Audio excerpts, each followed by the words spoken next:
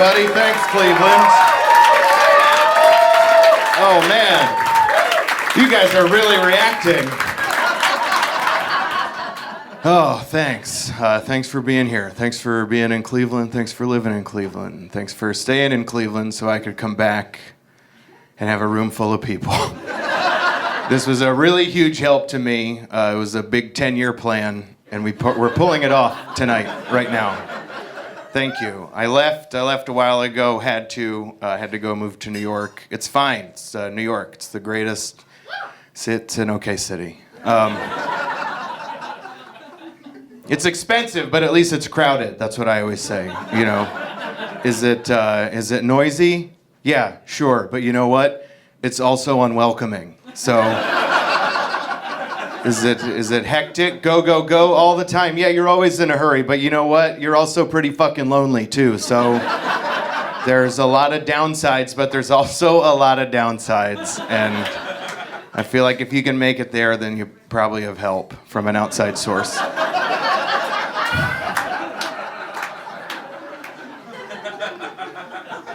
You move there because you have like a dream or a goal, or you saw a really moving episode of the show Girls or something, and then that's just me. But you're there for a while, and then you're like, this is stupid. I'm going back to where I came from. What am I doing here? And then you're like, I can't do that. I can't admit defeat. And I think that's what's been happening there since the original Dutch settlers. I think even they got there, and then like 2 weeks in, they were like, no, this is stupid. Fuck this. We're going back to the Netherlands. And then somebody else was like, no, we're not. No, we're not going back. I'm not going to prove my dad right, okay? We're gonna stay here, and we're going to write letters home. We're going to tell him there's an energy or some other immeasurable bullshit. And then we'll all live here on this tiny island. Great idea. I don't know, when I first moved there, I had like 6 roommates. I lived in a really cramped apartment with a bunch of other people. And then I found out that there are other people in other parts of the country who have tons of space, tons of land, and they choose to build tiny little houses. They choose that. They choose to live that way. That feels like a real fuck you to me, okay? But then I thought about it, and I kind of empathized. I'm like, oh, well, when I leave New York, I'm going to have to live like that because I won't know any other way to live. I'm just going to have, like, a big patch of land, and then I'm going to have a little, tiny, shitty cinder block house on it. And the people in the town will be like, what's the deal with that tiny house? They'll be like, oh, that's Old Man Tews' place. He lived in New York too long. He said he couldn't stand it if both his shoulders weren't touching the sides of the hallway.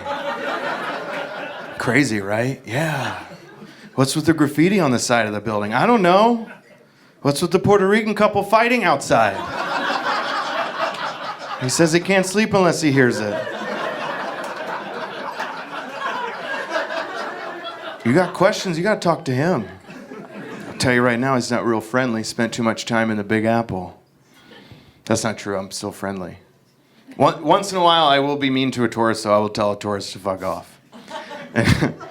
It's not because I'm mad or in a bad mood or anything. It's just, like I used to work in Times Square. It's an incredibly populated area, lots of tourists. And then inevitably, at least once a week, somebody would be like, where's the M&M store? And I'd be like, fuck off! And it's not that I didn't know where the M&M store was. I just wanted to give them a souvenir that they couldn't purchase, Because that's fun. That's a good gift. Because, they go home and they're like, we went to New York and this guy, he looked really nice. And then we asked him a question. He was like, fuck off. It's just like the movies. You gotta check it out. It's crazy there. Oh, what a place, huh? There's like new juice bars in my neighborhood because I live in a gentrifying neighborhood. New juice bars everywhere. And I went to meet a friend at one of these juice bars. And I looked at the Yelp reviews first, right? And there's like 3 Yelp reviews of this place. The top one just said, I love juice bars, but I hate white people. That was the top review. I was like, wow, okay, I don't know if this is a place for such a sentiment, but do I get it? Sure, I get it. I'm not an idiot. That's not even what bothered me. I was like, you can say you hate white people, that's fine. What bothered me was that she said, I love juice bars and I hate white people. You can't do both those things at the same time. You can't. That's like saying I love jazz, but I can't stand black people. Juice bars are our jazz, okay? Think about it. It's the only thing we haven't stolen from another culture.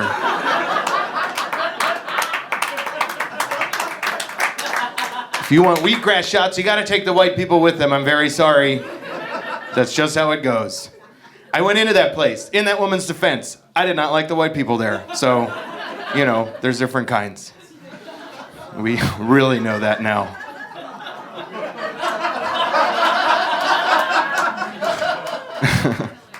All right, I'm done being political.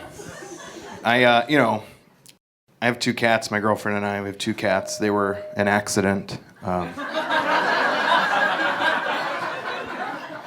You know how it goes. You're drinking, you're fooling around on Pet Finder, and next thing you know, 2 little miracles. I talk about them like they're my kids. I don't care. I don't have kids. I just have cats. I'll talk about them to real parents. I have a friend with a human infant. And he's like, I haven't slept in weeks. I'm like, oh, man, I know what you mean. I got these 2 6-month-olds at home, and they will not stop biting my feet. But it's, you know, it's not about me anymore. It's not about me, but it's about them, okay? They change you. Parenthood just changes you. It's like my whole perspective is different. It's crazy. I'd do anything for them. I really would. They're cool. They're cats. You know, you guys know what cats are. They started flipping over the water bowls in the living room, and not like in a cute viral video way, like in a real alpha fuck you kind of way. Like they would make eye contact with me and do it like that. And I try to explain to the cats, like, hey guys, we don't own this place, okay? We rent. That water to get under the floorboards, and then we lose our deposit. It's gonna be a big mess. But they just look at you like they don't know what you're saying. So I Googled it. Why are my cats flipping over the water bowl? And then I kind of expected Google to be like, well, because they're cats, and cats are kind of assholes. Did you not know that going in? But Google had like a real answer. It was this very scientific answer. It said that cats don't like stagnant water. They like running water because, you know, stuff grows in stagnant water and they think that's bad for them. So Google suggested that I buy my cats a fountain. And I was like, I'm not buying my cats a fucking fountain, okay? And then maybe 5 minutes later, I was buying my cats a fountain. So my cats have a fountain now. It's in my living room. It's not a huge fountain. It's not like marble. There's no cherub on it or anything. But if you walked in and saw it, you'd be like, oh, hey, you got a fountain. That's how big it is. Do they like it? Of course they do. They love it. They just chill out by it. They think about cat shit. I don't know. They're real appreciative. They're like, hey, thanks for tapping into that running water source that was apparently under this 3rd floor apartment. And I'm like, you idiots. It's the same water. It's being recycled. I'm still the dominant species here. Don't forget it, cats. I'm like most straight guys my age. I do have a cat blog. It's pretty popular. Turned it into a book, and then I had to tell my dad all about that. I was like, hey, Dad, my cat blog's doing really well. We're going to turn it into a book. He's like, just say what you mean. We'll all accept you.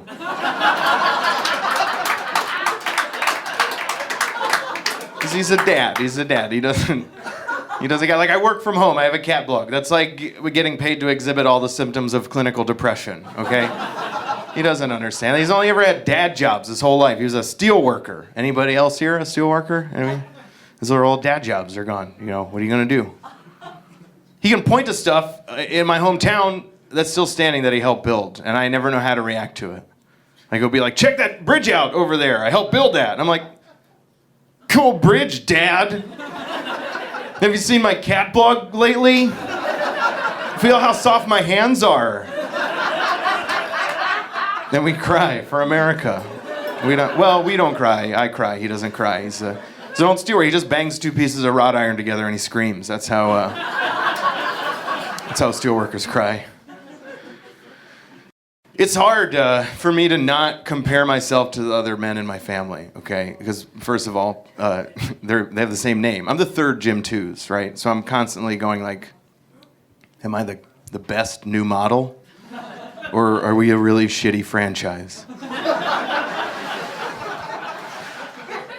The first Jim Tews, that was my grandfather. He's a World War II veteran. He was a Marine. He fought over there, and then he came back. He worked at the steel mill until he retired. Then he became a bartender, and then he got 4 DUIs. And then there's my dad. He was in during Vietnam, right? And then he gets back. He works at the steel mill till it shuts down. Then he becomes a cop, and then he didn't get any DUIs because they don't give those to each other. And then there's me. I'm the third Jim Tews. I have that cat blog I was telling you about before. I watch the Today Show on a pretty regular basis. I am a veteran. I was in the U.S. Coast Guard, but that's America's most sensitive service, so I don't know how much that counts. So I'm like, am I the weakest Jim Tews, or am I the most emotionally evolved Jim Tews? And I thought about it. I couldn't handle combat. I couldn't handle it 15 minutes in a steel mill, but I don't have a drinking problem, and I'm not afraid of Asian people like the other 2 Jim Tewses. So I feel like I won that round. I was in the Coast Guard. Anybody else? Thanks, guys. Thanks for your service. It's fine. It wasn't that hard. I'd be lying to you if I said it was. It's fine. I just didn't know what to do after high school, so I joined. I went in for 4 years, thought I would get out and have an easy time finding a job, and then I didn't, because people would look at my resume, and they'd be like, says here you're really good at driving boats and shooting guns. We're actually not hiring any pirates right now, so this is just a seasonal job at Macy's. If you want it, it's yours. Maybe keep that gun thing to yourself, you psycho.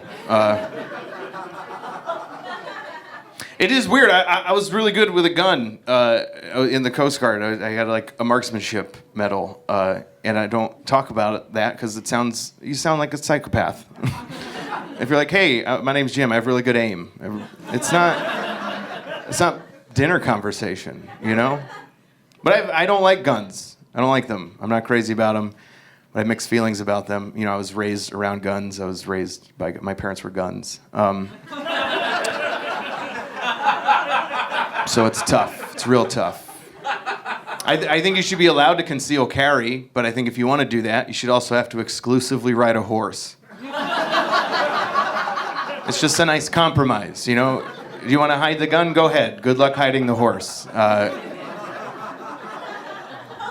Nothing in the Second Amendment says you can't add a horse to that deal, right? I got a gun for Christmas from my grandfather, like a hunting rifle. Which, I guess it's not that uncommon, but still a little weird. I'm like, Grandpa, what do you want me to do with this? I live in Brooklyn. I can't legally hunt anything there. He's like, just take it home. Take it home for home protection. I'm like, no, that's not going to happen. First of all, there's a scope on this thing. There are no 2 points in my apartment that are even far enough apart for me to take aim with it, okay? Let's just start there. So I'd have to keep it by the door, and then if somebody broke in, I'd have to lift it up and then hope that they weren't quick enough to go like this, I'm not going to do that. I mean, if I get robbed, I'm going to point to the TV. I'm going to be like, hey, it's over there. Do you need help unplugging the Xbox? Please don't touch my cats. That's what the third Jim Tews does, okay? First and second might have tried something with the gun. The third one's like, no, man, let me get you a bag. We got our apartment got robbed when I first moved to the place I live now. So it wasn't a great neighborhood. It was just me and my roommate. We were only 2 white dudes for like a 4-block radius, and we got robbed the 3rd day we lived there. And my roommate was like, "Do you think we were targeted?" And I was like, "Yeah, I don't mean to sound like a dick, but I'm pretty sure we were targeted." He's like, "How do you think they found us?" I was like, "Well, they probably saw us walk in, okay? And if that didn't work, then maybe they just followed the sounds of the Dave Matthews Band. Maybe that's what they did. You gotta stop playing that Mumford & Sons, man. We're not fitting in here, okay? You don't hear it anywhere else, do you?" New York's an intimidating city, partly for that reason, also because I feel like everybody is better dressed than I am every time I leave the house. I feel like every time I leave the house, it's picture day and nobody said anything to me. And that's only particularly frustrating because when I was in third grade, my single dad sent me to school. Just totally forgot about picture day. Just sent me to school. I walk into the classroom. I look around. I see everybody is in their little sweaters and their dresses and they're combing their hair. And I'm like, hey, guys, why y'all dressed up? And they're like, it's picture day. You didn't know that, Jim? I'm like, no, I didn't. We're in third grade. I don't know how you knew it. But I'm here, so I hope you don't mind if I photobomb your class picture with these green sweatpants and this dirty Bart Simpson t-shirt. Also, I haven't showered in 3 days, and I'm pretty sure this Kool-Aid mustache is permanent. Oh, do you want to put me in the back? You can't. Actually, I'm too short, so it looks like my parents' divorce is everybody's problem now.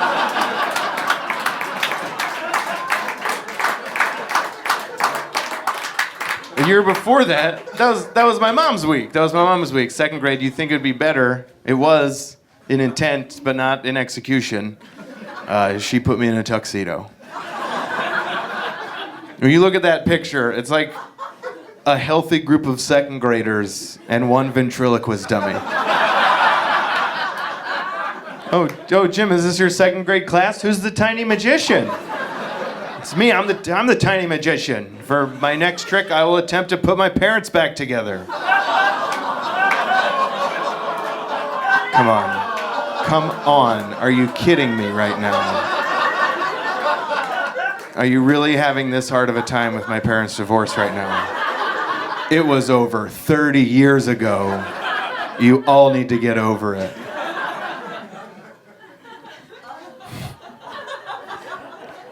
Everything's fine now. We all hang out. All my parents hang out. All four of them. It's true. Anybody else bullied in church? Yeah. School was fine. No problems in school. Church was the worst. It's a true story. I got bullied in church. These kids that went to my church, that were my age, I was a weird kid, right? And all these kids, they were just like super athletic. They were jocks. They thought I was gay. So they would never ask me to play baseball or do anything like that. And I got tired of it. The one day I was just like, I'm getting in on this. Getting in on this game. So one day I see after the service, they're all outside, kind of in a group, like figuring out teams and doing all that. And they were singing. They were singing a song by a group that was popular at the time called Salt and Peppa. You remember it? They were singing the song called Shoop. Right? Yeah, but they were only singing the hook part of it, right? The shoop, shoop-a-doop, shoop-a... Right, you know it. That's the only part they were singing. Nobody was hitting the verse. And I was just like, what the hell? Nobody knows this verse? You know who does know the verse? You know who does know the verse? Little Jim Tews knows the verse. Little Jim Tews knows the whole damn song. Why? Because he was a weird little kid, okay? He was a weird little kid with a very influential older sister. So then I'm thinking to myself, here's my chance. Here's my chance to really get in with these guys. Really impress them. They're singing the shoop shoopy-doo part. I walk into that circle, and I hit that first line of that first verse. Flawlessly. The first line goes like this. Here I go, here I go, here I go. Okay, girls, what's my weakness? Men.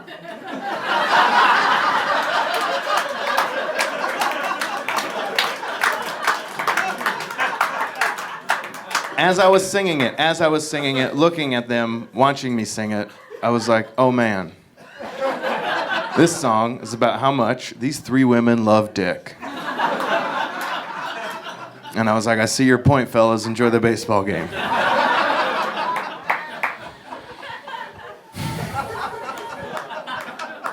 I just wasn't big on sports as a kid. I tried wrestling freshman year of high school, got kicked off the team for using an illegal move called the accidental erection.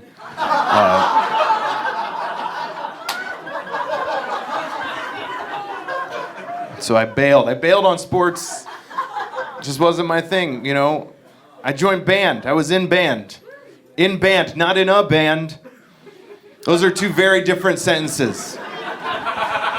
One letter apart, entirely different implications. Anybody else in band here? Yeah, that's a surprisingly large number. Thanks for coming out. I guess I know my demographic now. I love being in band. If I told you in high school I was in a band, you might be like, oh, you were cool and weird. But when I'm like, I was in band, you're like, oh, just weird, got it. But I loved it. I loved every minute of it. I was a weird, fat little saxophone player. And it was the best. I have a lot of respect for band kids. Because they don't get what the athletes get. They don't get the accolades, the popularity, all that stuff. But the band kids are staying out of trouble. They're keeping their noses clean.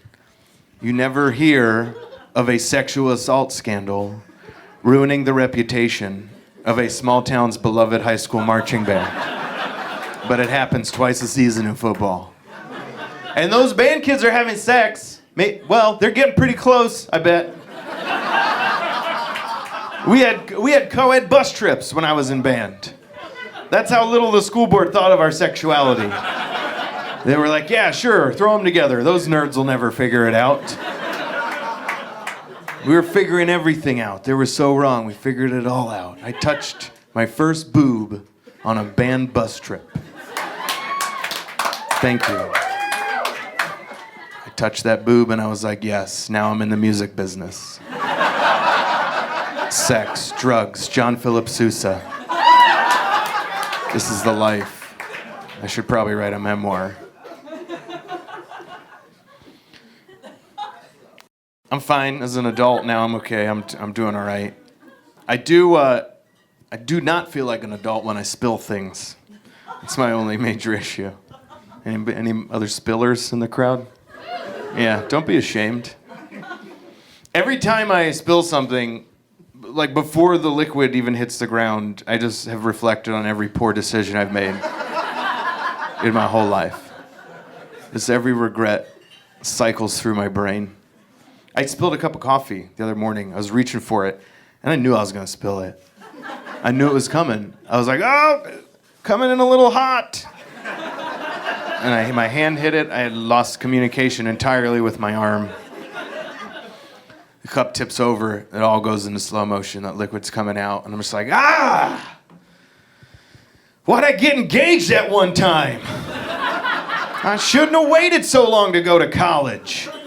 I'll never own a home. Splash. That's how it always ends, by the way. With me never owning a home. I just can't imagine they would let a man own a home who can't keep a cup of coffee upright. What if they factored that sort of thing into home loans and credit reports? If you just waited for a home loan and they were like, all right, Mr. Tews, everything looks good. You got a steady income, good references. Just one last question. When's the last time you spilled Italian salad dressing down the front of your shirt? I'm like, oh, you mean this Italian salad dressing? You fucking with me right now? I don't need it. I'll rent forever. I don't need the house. Give me the paperwork. I'm out of here. And then I go rent forever and spill Italian salad dressing down the front of every shirt I own. I got yelled at by a guy over the summer. I got yelled at by another adult. Is that not the worst? I was getting off the turnpike in upstate New York, right? And I'm like getting off at this exit, and I realize I'm hitting the Easy Pass lane, and I don't have Easy Pass. So I'm like, well, I should just drive right through it, suffer the consequences, pay the fine, what have you. But instead, I was just like, nah, I got this. And then I slammed on the brakes and threw it into reverse on an exit ramp, right? It wasn't that crowded. Calm down. But I have the windows down, and I just hear the toll booth operator go, sir! And it gave me chills. Just that tone of disappointment. Sir! So I get into his lane to pay the toll. He's just like, you can't do that. And then I got defensive. I knew I couldn't do it, but I got defensive because I am a grown man, and I just start listing off all my adult credits. I'm like, I could do what I want. But I was in the Coast Guard, man. Fuck you. My name's on a lease. I'm raising 2 cats just fine. Don't worry about me. I don't need your sir bullshit. It's hard getting yelled at by other grown-ups. I like kids, not in a weird way, just in general, they're cool. I like most kids.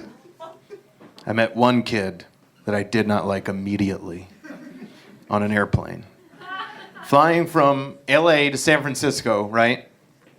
I'm getting on the plane. I'm walking through first class to coach where I sit. And I see a toddler with his own seat in first class. And I was immediately like, fuck that kid. I don't like that kid, don't know that kid. But I don't need that kid. I don't like him, don't care for him. It made me mad. I'm not proud of it, but it kind of made me mad. I was like, how did he get here? This is like his base understanding of travel. That's his very, like he's like, when we go somewhere, I sit in a first class seat, everybody makes a big deal about me, this is great. When I was that age, that is not how I traveled. I verified this with both parents. This is how I traveled. We had a van. The back was emptied out. It was like a work van. And they put a playpen in the back of that van. And then they put me in the back of that playpen to roll around like a little burrito. That's how I got around. That was not first class. That's like steerage, okay? This kid's sitting in first class. I have no idea why. I'm like, how'd you get here? How'd you get here, baby? I asked him, how'd you get here? I was like, going to San Francisco, one of those tech bros, Silicon Valley guy. Bet you got an app or a startup or something. He was like, I do. It's called Diaper. It finds people within 300 feet of you that are willing to change you. And then he shit his pants and somebody else's phone beeped. And I was like, touche, baby. And then I gave him my resume. So I hope that works out. I have a girlfriend. We met on Grindr. Turns out we were both on the wrong app. You know how that? This is crazy. I'm just kidding. We met in real life. I did the online dating thing for a while, but I stopped because I couldn't find a website that would let me list my body type as old-timey strongman. And I figure, if you're gonna lie about it, what's the point, you know? But now I have a good girlfriend. I'm in a good relationship, and I know that because time is just flying. It's just going by so fast. If you ever really feel like time's going too fast for you and you're not living in the moment, get in a bad relationship. That'll do it for you. If you're ever just itching to remember every single goddamn fucking second of every day, get into a bad relationship. Less of a joke, more of a tip. I understand that, but I had to get it out there. She's great. She has one big concern with me. She just wants me to stay hydrated. She's always telling me to drink water, no matter what the problem is. Have you tried drinking water? Like, she thinks that has not occurred to me previously. Like, before we met, I was just an old piece of leather. She's like, oh yeah, Jim was a raisin when we got together, and now look at this healthy little grape. She threatens to kill me a lot. I guess it's a joke. I assume it's a joke. I don't know. She does this, she cooks a lot, right? Then I eat what she cooks. She always jokes about poisoning the food, and I'm like, ha ha, that's a good one. I wouldn't know if she poisoned it. I would just be eating, and then I would be dead, right? So I can't not laugh at it. And then I thought, like, well, what if she did poison me? And I thought, I wouldn't care. I wouldn't care if she poisoned me, as long as I ended up on one of those true crime shows. That's all I want. If I could just end up on Dateline, I just want my story to be told on Dateline. I want that episode to be like, he was a comedian. She had a real job. Did she do it for the money? No, we already told you he was a comedian. Stick around to find out who got the last laugh, or something like that, they would say. And then they would play a clip of my stand-up. It would be this exact clip, this exact set right here. They'd be like, he predicted his own death. However I do die, I hope that nobody says the maid found his body. Because that means one of two things. You either died rich, or you overdosed in a hotel room alone. There's no in between. I have decided how I'd like to die, honestly. I don't want to die young. I want to die when I'm old, and I want to die in one of those self-driving Google cars. I want one, like when I'm supposed to die anyway, okay, right? Like I'll be old, I'll have like family that lives out here in Cleveland, right? And then they'll be like, Grandpa, come visit us. And I'll get in my self-driving Google car and I'll program it to drive to Cleveland. And then I'll be 3/4 of the way there and I'll just die in the car.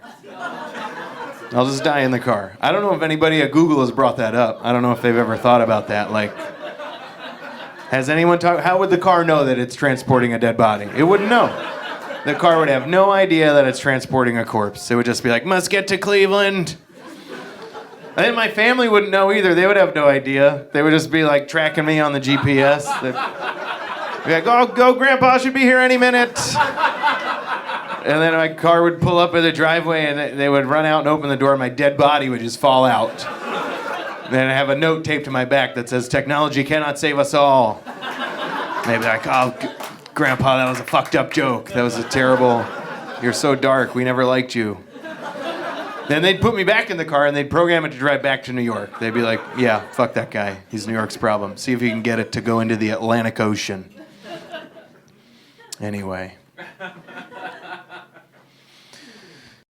I don't do a whole lot of drugs. Just a few. No, I don't do anything crazy. I don't do any hard drugs. Stick with the soft stuff. Actually went to the dentist recently, got a root canal. And the dentist was like, you're gonna experience some pain, so I'm gonna go ahead and write you a prescription for Vicodin. And then he's writing, and without thinking out loud to the dentist, I was just like, oh cool, I've never done Vicodin before. Said it just like that. And then he stopped writing. And I was like, taken Vicodin before. Sorry, I used the wrong verb back there, doctor. I have a health insurance. You keep writing. He kept writing, and that's how I got to do Vicodin for the first time. It's pretty great. I do drugs recreationally. I've had all the training. I've had all the resistance training, I've seen all the PSAs. All the weird egg metaphors, the DARE program, all that stuff, it did not help me at all. Still drink, still do drugs. I'm lucky I don't have a real problem. I just have sad drinking stories.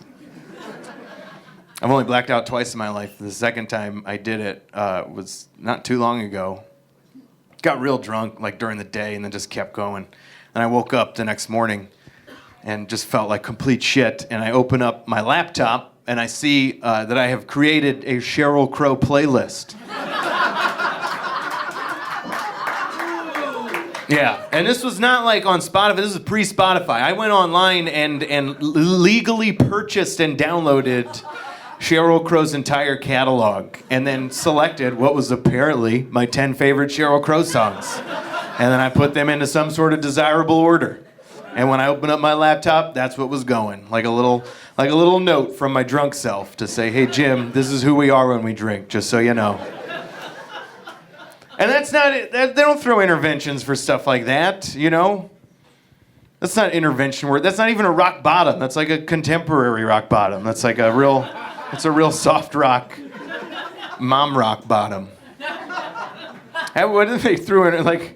They throw an intervention for me. Jim, we have to talk. You know that Sheryl Crow playlist you made? Well, you sent it to everybody. Your drinking is affecting the whole family now. I'm like, you guys, all I want to do is have a little fun before I die. Jim, that's what we're talking about. You can't soak up the sun forever, okay? That joke goes on forever, but I feel like there wasn't enough crow heads in the audience to get all the references. So I had to back out early. The highest I've ever been was when I ate a pot cookie one time. My girlfriend.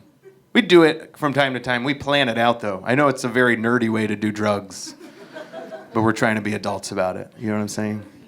So the one day we have these pot cookies. We decided we're going to eat them on a Sunday. And we have a little meeting, in the morning. We talk it out. Hey, is anything going to happen that we don't want to happen while we're high on these pot cookies? And nothing comes up, nothing major. Just like, oh, God, you might have to do laundry.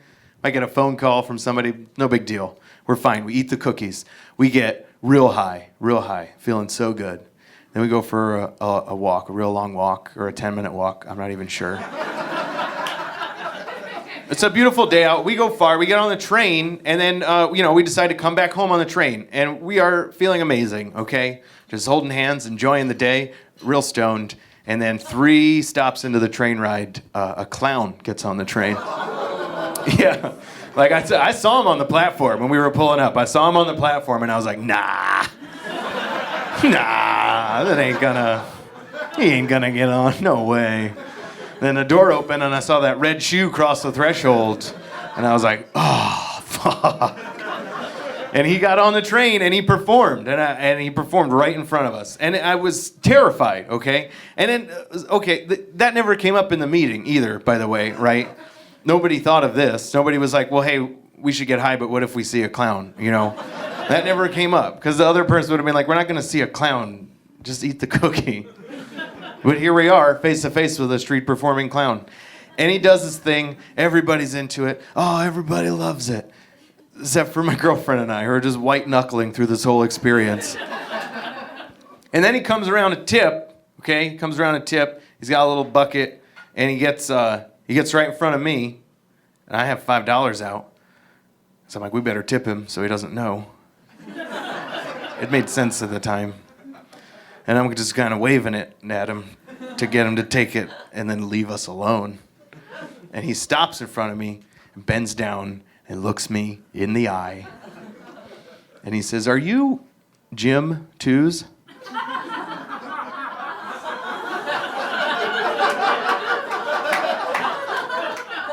Again, that did not come up in the meeting, okay? Nobody, even if somebody's like, well, what if we see a clown? I'd be like, yeah, no big deal. It's not like he's going to know your name or anything. But here we are, face to face with a clown who knows my name. I freeze. I completely freeze. I am terrified. I just go, that's all that came out. Waving the $5 bill. And he doesn't go away. He stops. He relaxes himself because he can tell that I'm terrified. Because he knows what it looks like when a grown man is terrified. And he's like, oh, hey, sorry, I didn't mean to scare you there. It's just that I've seen you perform before, and I think you're really funny. And I was like, nice. I didn't say that. That's all I was thinking of. Just 2 clowns at the top of their game, Fist bumping each other. But I couldn't even say it. I just froze. I just stuffed the $1 in that bag, and then he looked at me and nodded and got off the train. He just clown shooed away out of my life. And then I was thinking to myself, like, where was that anti-drug PSA when I was in high school? That's all it would have taken. I didn't need the DARE program. Somebody could have just told me that was going to happen, and I would have been like, I will never do drugs. They could have been like, hey, man, you might get comfortable doing drugs, but then you'll be on a train in New York City when you're in your 30s, and a clown's going to get on the train. He's going to know your name. He's going to say it to your face, so.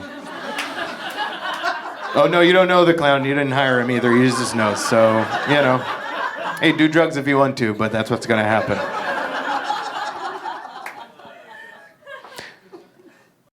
I do like riding public transportation in New York because it is just where just all the worst things come together. It's where all the magic happens, magical things that do not happen elsewhere. Like, for example, I was late for a meeting because another adult shit on the train door.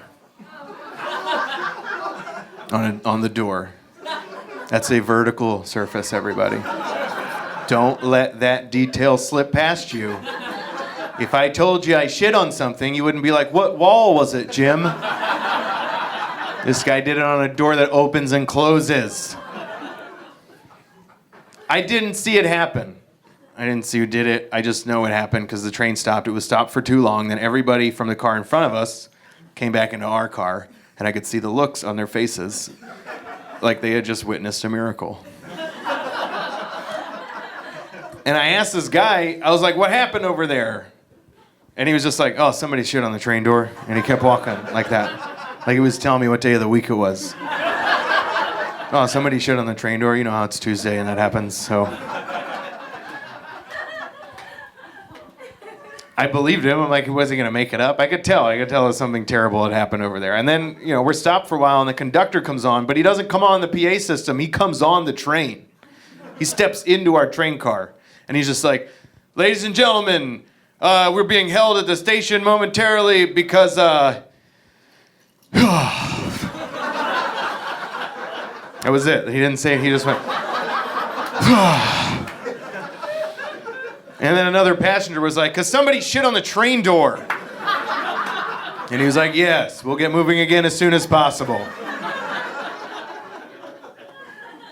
And I said, I didn't see it happen. I didn't see it happen. I'd see the aftermath. Did I want to see it happen? Yeah. Yeah, don't act like you're better than me. Who wouldn't want to see that? I don't know who did it. I'm assuming it was just an unfortunate homeless guy, not well, okay. But I like to imagine that it was just some real, yuppie finance bro. Just some real, Ivy League asshole. That's just like, oh, I've got a shit. But if I get off this train, I'll be late for work. I bet I could get it out while the doors are open. I've never failed at anything else in my life. And then for the first time he tried and he failed. And he shit on the door. He shat upon a door. That's how you say it in polite company. The man shat upon a door. I had to tell my boss I was going to be late. I texted her.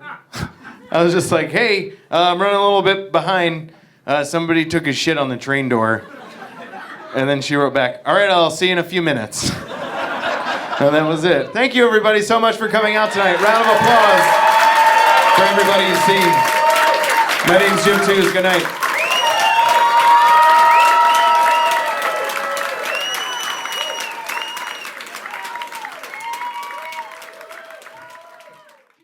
I know I look like I'm going to talk to you about craft beer or something. I'm not. I'm here to talk to you about Weezer, actually. Oh, whoa. Oh, I hit a nerve. No, I'm not. I could. I could go on at length about both topics. So no one's surprised. But I won't. Just like you guys, just a typical millennial, 37 years old, just trying to figure it out, Am I a person? Am I a brand? Am I a personal brand? Should I start vaping? There's just so many questions at this tender young age of 37. What a sweet spot to be in. Too young to die, but too old to go viral, It's not old. It's not. I don't feel old, okay? But I don't like being this age because it's one of those ages that you can't use as an excuse for anything. I can't get fucked up tonight and then not show up to something tomorrow and then be like, oh, sorry, I was out partying. You're only 37 once, Because it sounds sad at that point. You have to try now. You can't just listen to NPR. You have to donate, Get your life together. Get a tote bag.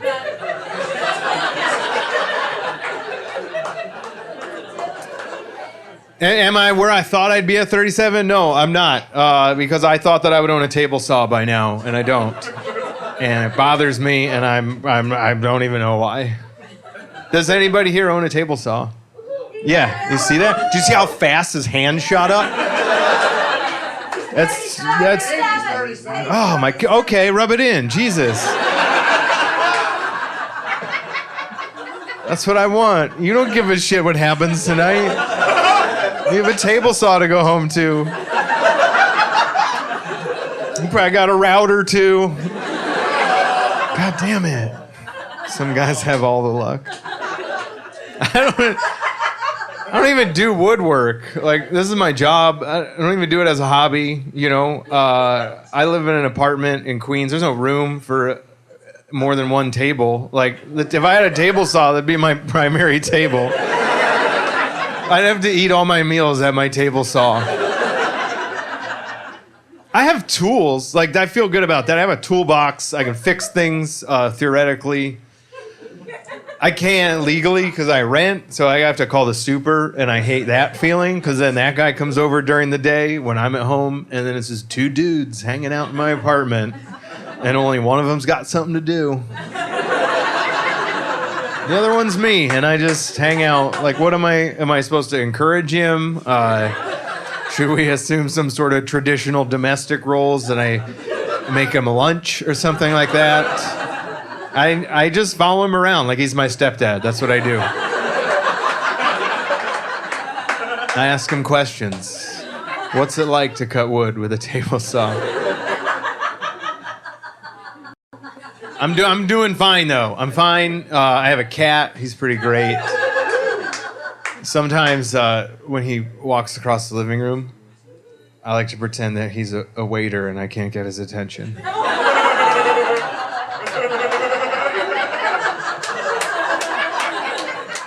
I'm just like, sir, when you get...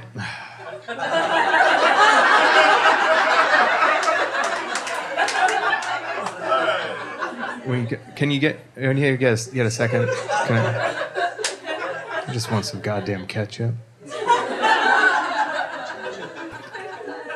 He yawned the other day, and I stuck my finger in his mouth. It was a clean shot, too. I got up to the second knuckle. I didn't touch anything on the inside. In and out. Ha! Like that. Got him.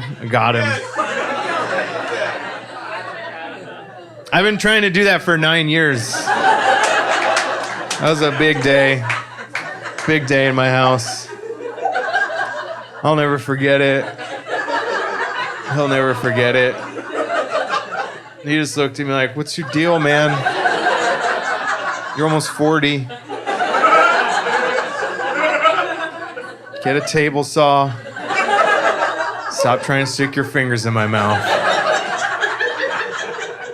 Said that all with his eyes.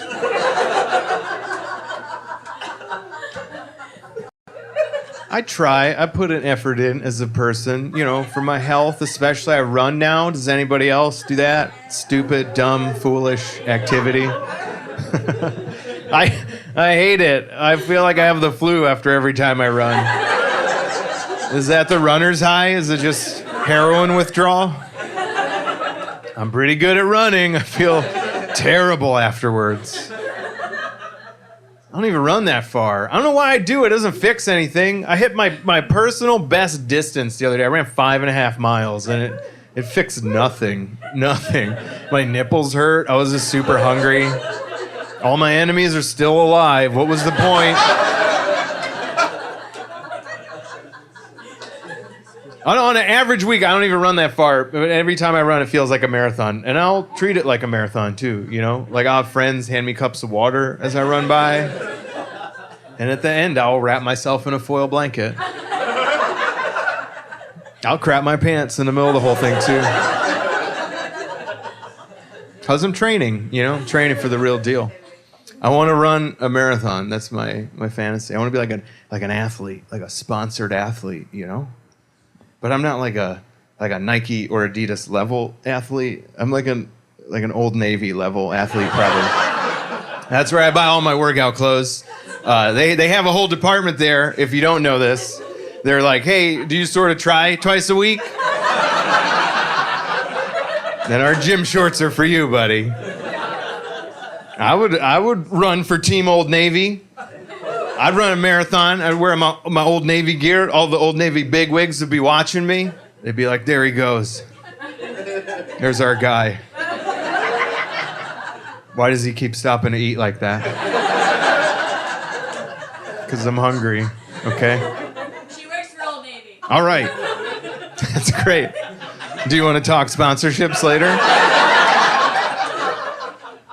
I'll show you my mile time. I'm almost under 11. That's like, I'd be the Usain Bolt of Old Navy runners.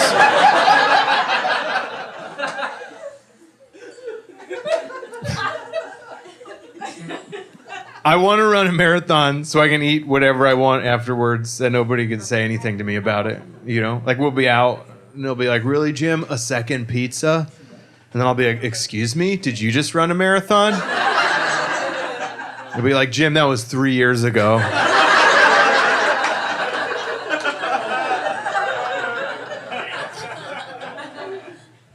I'm into it, you know? I got a Fitbit and everything, but I question this thing's accuracy. The other day, it told me I hit my steps as I was lifting a French fry to my mouth. I'm like, is this what you've been measuring the whole time? Damn. I don't even want to get ripped, you know? I just want to lose enough weight to shower with my shirt off. That's where I'm at right now. Just being honest with you. I'm glad you're here. I'm glad that I'm here too, you know? I am excited. I'm happy to be here. I don't know if I sound like it. This is me at an 11, everybody. This is as pumped as I get. I'm literally living my dream right now. It's not coming out, I'm sure, but I'm just afraid to show enthusiasm, mostly because of what happened to Howard Dean in 2004. Some of you remember that. That guy, he was almost president, and then he went on TV, and he was just like, yeah! And then we were all like, nope, not that guy. That guy's got zero chill.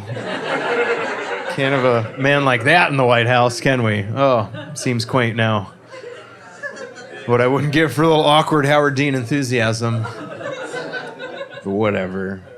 I want to emote, I want to party, you know, but I have trouble doing that. I thought about writing a memoir, but then I was like, who's going to read a bunch of stories about a guy turning down cocaine, you know? Because those are all my party stories. The book would just be called, I can't. I got a thing in the morning. I wish it was easier to emote, you know, especially like crying. That's tough. Nobody cares when dudes cry. If you see a guy crying on the street, you're never like, hey man, is everything all right? You're like, hey man, do you want to take that inside, please? You are making people uncomfortable. I didn't cry for 4 years one time, which is not healthy. You're supposed to cry. Stuff would happen that should have made me cry, but then I would just be like, ha! And then I would get heartburn for a couple of days, you know? I cried eventually.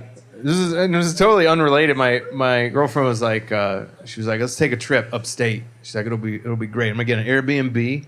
It'll be real romantic. And I was like, yeah. And she's like, and I'm gonna bring some mushrooms. And I was like, yes.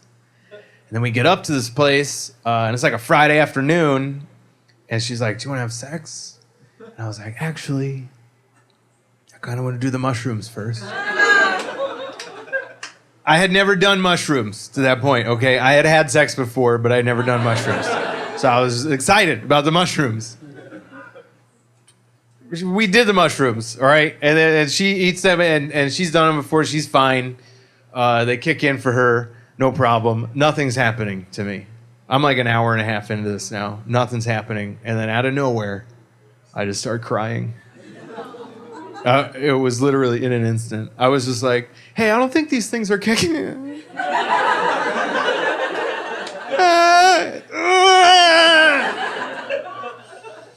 And it was pretty chill at first. It was like a quiet, you know, low-key, like a stoic mist, I would call it.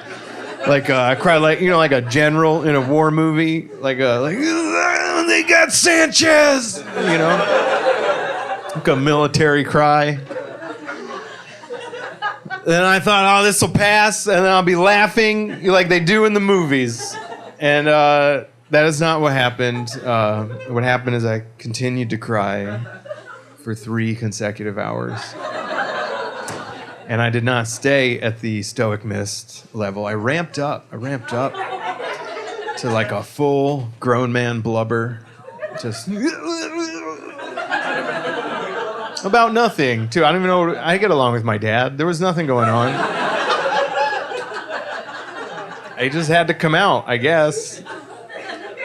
And then it stopped, like, just as fast as it started. And I was so embarrassed. I'd never cried in front of her before, and I tried to play it off. I was just like, whoa, you see that back there? That was crazy, huh? Wow, we sure are tripping, huh? Oh, God. How come you're not crying? Is it a different batch, maybe from a different farm or something? Wow, that was fun, huh? Guess what we didn't do that weekend, everybody? Yeah. We didn't have sex. It was her choice, and I respect it, you know? She was sticking to a general rule that I think we should all stick to, and that is don't have sex with anybody who's crying. Don't ever do that. If somebody's crying, don't have sex with them. I don't know if that even to be said out loud, but it's a good rule. It's not a turn on either. There's no like crying hunks calendar, you know? There's no crying guy porn.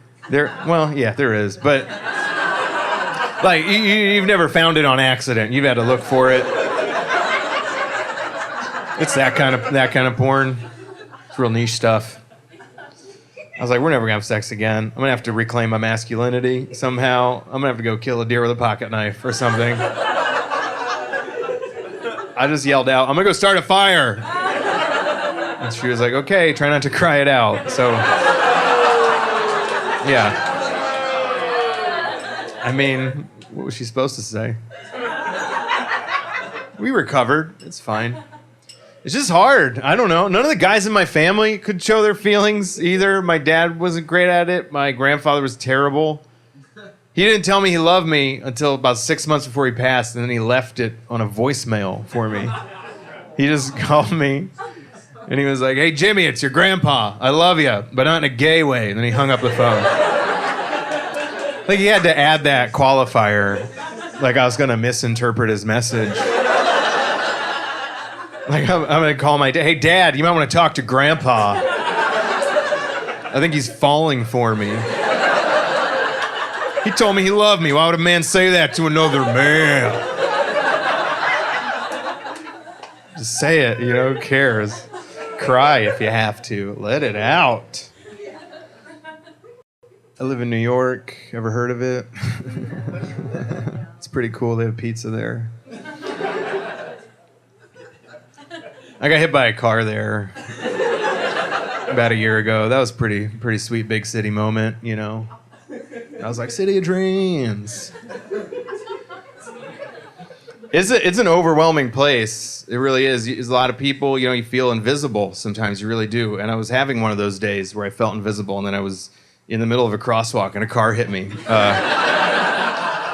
Because it didn't see me. And I didn't really need that confirmation from the universe that I may have in fact been invisible. But I got it. It was a hit and run, too. The car just kept going. Yeah. I get it, you know. It's New York. You get an open lane in that town, you take it, all right? You just go. I broke my hand and my face was pretty busted up. And then the cops showed up, and they were like, we're going to get this guy. And I was like, no, you're not. And they were like, yeah, we are. Call us in a week. And I called them in a week, and they were like, we can't find this guy. And I was like, cold case, huh? And they were like, yeah, nobody in this town talks. And what really happened is there was no cameras. There was no cameras in the area, okay? So, like, they couldn't find the guy, right? And that sucked, because I felt robbed. And not of justice or, like, a settlement or anything like that. I was robbed of video of me getting hit by a car. Because that's what I wanted. As soon as I realized that I was relatively okay, I was like, did anybody get that? And they were like, the license plate of the car that hit you? I'm like, no, did anybody get that on video? Nobody. I could have done a lot with that video. It would have been my Christmas card, I'll tell you that much. Everybody's getting a copy of that video. I'd close on it. I'd be like, thanks for coming out, everybody. Here's a video of me getting hit by a car. If you showed me video of your kids, I would show you video of me getting hit by a car. You'd be like, here's my 3-year-old. I'm like, here's me getting hit by a car. Life sure is precious. We both realize that for different reasons. I don't want to die early, obviously, but I don't need to live super long. I think somewhere in the middle would be perfect. I went to an event in New York a while back for Twitter, and Jack Dorsey was speaking, and then he, at the end of his speech, he just goes, "Thanks for coming, everybody. I hope we all live for 150 years." And then he walks off the stage, and I'm like, what the fuck is he talking about? And of course, everybody's like, yay! And I'm like, wait. Think about this. Why would he say that? Why would he say that? Because he's rich, because he's super rich. He can afford to live for 150 years. I can't afford to live for 150 years. I've got until about March, if I'm doing the math here. Financially speaking, I might make it to mid-2020. Jack Dorsey looks at his bank account and he's like, yeah, more of this. And I have never said that looking at my bank account. I look at mine and I'm like, Jesus, kill me now. Just get it over with. What's the point? Also, like, 150 years is a long time, okay? You get bored. I really feel that way. I feel like you'd get bored. Even the beautiful stuff, you wouldn't care. You'd be like, oh, great, another sunset. Let me get my camera. Only 6,000 more of these goddamn things. Hope I'm changing your life tonight, you know? I hope I'm just fucking touching you all in the hearts. You never know. You never know how you're gonna affect a stranger's life. This isn't super deep. Just hang tight. I hosted a comedy show in New York for many years, right? And this guy messaged me on Twitter a while ago, and he was just like, "Hey man, I met my girlfriend at your show a year ago, and I want to come to the show tonight. I'm going to bring her, and I want to propose to her at your show." And there's like a general rule in comedy that you just never let that happen. Because somebody has to follow it, and it just like changes the energy of the night completely, depending on which way it goes, obviously, right? But I just threw that rule out the window, and I was like, yeah, man, sure. Why don't you propose to your girlfriend at my show? But I didn't want any of the other comics to like have to follow it.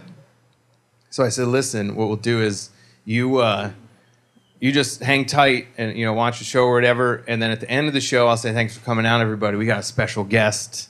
And then I will just call you up on stage, and then you can propose, and then we'll party, and it'll be great.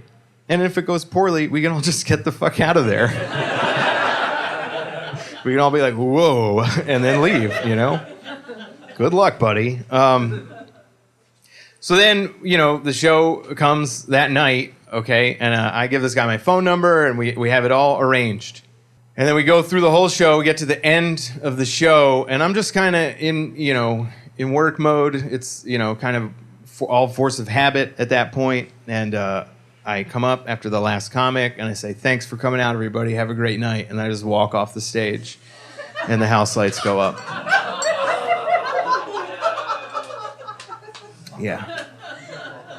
Yeah, I forgot. I just forgot that guy.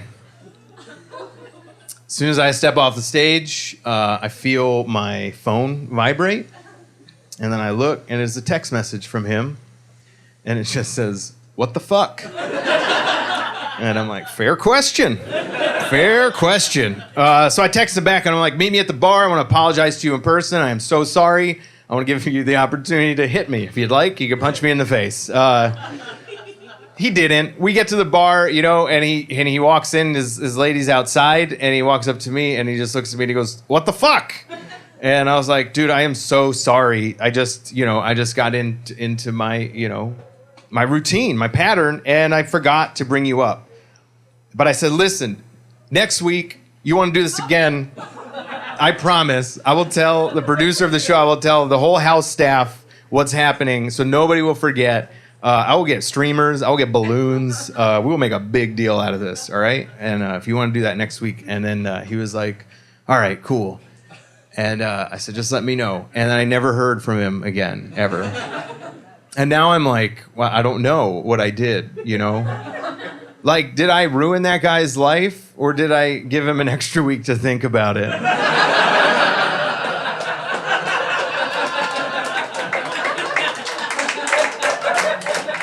I don't know. You don't know. You really don't. And I really even only think that just because a similar thing happened to me, right? This is like many years ago. I was engaged. I was pretty young, and I was doing comedy at the time, and I was working at a comedy club in Philadelphia with Tom Wilson. He's Biff from Back to the Future. I was opening for him, okay? He's a really funny stand-up. And we're in the green room, throughout the week, and I'm having problems in my relationship. It's falling apart, okay? And that's all I can think about. I'm just backstage pacing all the time when I'm not on stage. And finally, by the end of the week, Tom Wilson, a.k.a. Biff, comes up to me and he's like, hey, man, I don't mean to pry, but every time I come back into this green room, you look like you're preoccupied, like something's going on. Is everything okay? And I was like, wow, well, short version is I got a fiance that doesn't like it when my career is going well. And he looks at me and he's just like, you can't marry her. And then he just walks onto stage. And I was like, wow, okay. This guy's been to the future, I probably got to call this thing off. And I did. I called it off. And Biff has no idea, Tom Wilson doesn't know that he changed the course of my life, that he probably just finished that week or whatever. You just never know. Another thing, I was in New York. This was a couple months ago. This is gross, but I had a stomach flu, okay? I was in the house for like 2-3 days. I finally emerged to go run some errands. I go to buy a Subway card, and I look, and the only open kiosk is right next to this couple who's fighting really bad. Like, they are breaking up, okay? They are fighting bad. And I have to use this kiosk to get my Subway card. I'm standing there trying to make my transaction as fast as possible, and then I fart. I fart the most disgusting smelling thing that my body has ever produced, okay? It was foul. I smell it, and then I try to finish up as quick as I can to get away.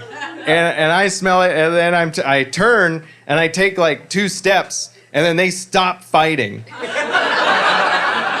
They stop fighting, and one of them's like, was that you? And the other one's like, was that you? It wasn't me. And then they keep going back and forth, and then they start laughing. Now I'm like 15 feet away, and I hear them laughing, and I'm like, you know what? Maybe I saved that couple. Maybe I was their gassy little angel. Who knows? You never know. You really don't. Thanks for being here. You could have been in an escape room tonight, but you're not. That's good. You made the right choice. That's a pretty viable, reasonable option for a group activity now. You could pay to get into a room and then get out as fast as you can. You pay to get in, then you gotta get out. You gotta solve the puzzles and get out as quick as you can.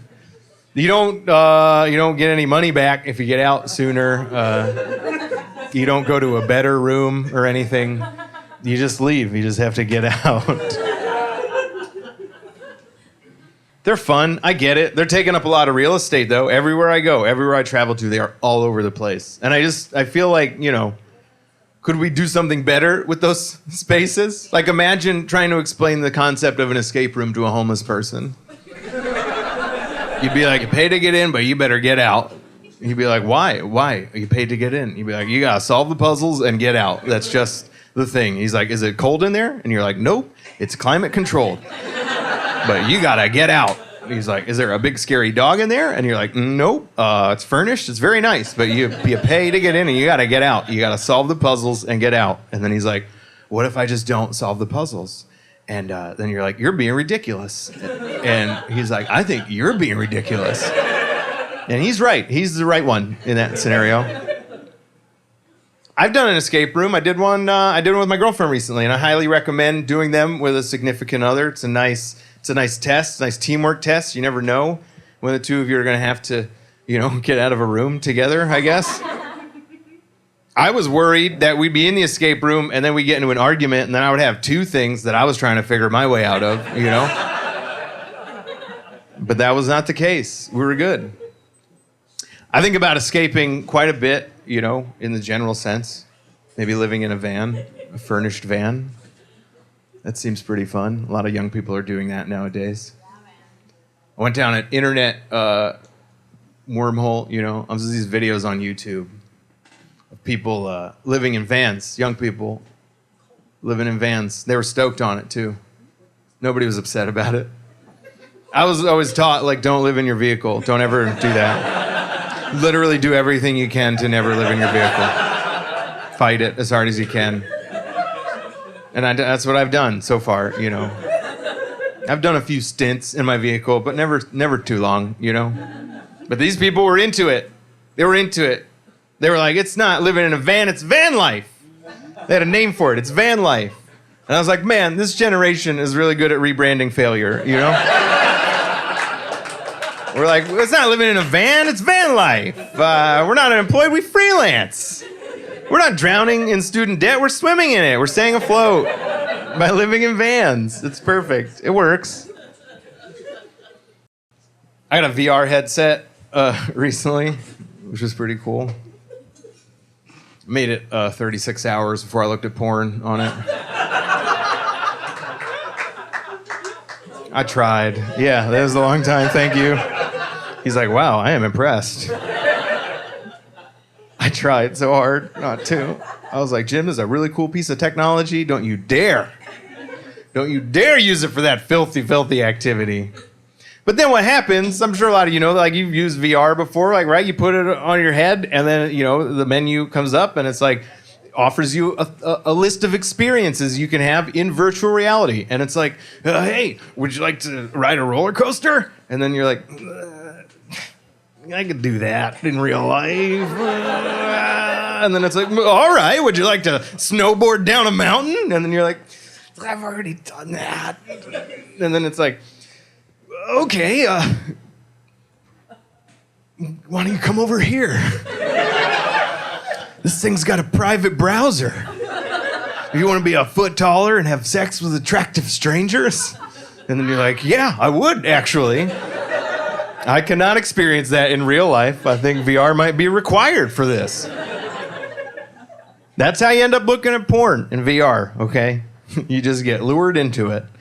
And it sucks that that's the only adult experience you can have in virtual reality. If something would have been like, hey, would you like to see interest accumulate on a 401k? I would have been like, yes, I would. Holy shit, I am super hard right now just thinking about it. The porn thing was a bit much. I'm so glad that was not around when I was 13, because if it was, I would not be standing in front of you. Because my legs would have atrophied by this point. I would have no muscles below my waist. And also, you're masturbating blindfolded, which is really strange, too. You got to think about that, too. Your pants are at your ankles, and your eyes are covered. And it's an irrational fear, but I just kept thinking, I'm going to finish, and I'm going to pull this mask off, and then everybody I went to high school with is going to be standing in front of me for some reason. I have student debt. Clap if you have student debt. There we go. Now we're talking. Everybody else, I'm suspect of you. I don't have a ton because I went to community college. I don't know if you could tell. I don't know if you can feel that. I'm like, thank you. Thank you. I don't know if I'm giving off community college vibes. Anybody else go to community college? Yep. Here we go. I had a lot of haters in my academic career in high school. A lot of haters, a lot of educational professionals that were like, Jim, don't go to college. And then I was like, fuck you, I have $800. And that's how I ended up in community college. That's how that works. I went to college late. A lot of my friends after high school, they went off, did the 4-year school thing. And because of my haters, I joined the military. I was in the Coast Guard for 4 years. Thank you. And then I went to community college after that, and I always felt like I missed out, because my friends who went to their 4-year schools, they would be like, it's great, man. It's great, we're partying with girls. And I was like, damn it. I missed all that. But then I got to community college, and I was partying with women, women who had been through some shit, okay?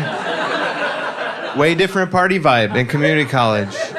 It's not like a frat thing. It's like a grocery store parking lot kind of energy. And I loved it. And I don't want to stand up here and brag, but I finished community college, okay? Now, yeah. Yeah, not a lot of people do that. A lot of people are like, it's been 6 years, I have 3 credits, this is bullshit. I'm out. But I finished, went on to a 4-year school to further spite my haters at a great cost. I got a film degree. This is what you do with a film degree. This or sell drugs, I guess. Could do it legally here. You could be a budtender. I love that name. You guys know what a budtender is here, okay, right? You know, it's like a bartender, but you know that. You know how those words work, right? I'm sure there were alternate names that were thrown out. You know, I'm sure they were all like, hey, maybe we should call ourselves salesmen. And then somebody was like, no, that's too square. And then somebody's like, how about concierge? And then they were like, no, that's too funny. Let's go with budtender.